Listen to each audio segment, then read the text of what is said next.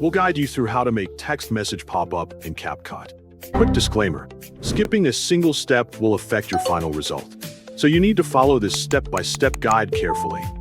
If this guide helpful, don't forget to like and subscribe. First, don't forget to comment if you still need our help or want to ask something, and we will reach you as soon as possible.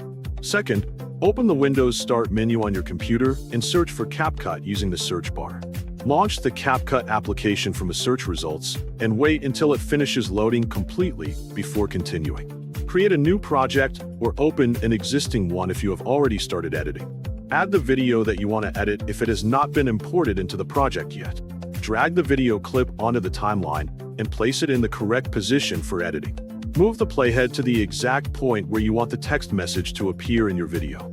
Click the Text tab from the toolbar at the top of the window to access the available text editing tools. Choose text templates from the available options to browse pre-designed text styles. Browse through the collection of message or chat bubble templates until you find one that matches the style of your project. Click a template to preview its appearance before applying it to your timeline. Drag your preferred text message template onto the timeline above the video clip and position it where the message should begin. Double-click the template on the timeline or in the preview window to open the editing controls. Enter the message that you want to display and check the spelling before continuing. Customize the font, color, size, alignment, or other available text settings as needed so the message is clear and matches your video's overall design. Modify the animation duration to control how long the text message pop-up effect lasts on the screen.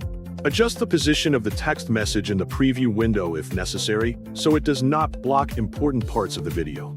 Play the video from the beginning to preview the text message pop-up animation and confirm that it appears at the correct time. Once everything looks correct, save your project to preserve all of the changes.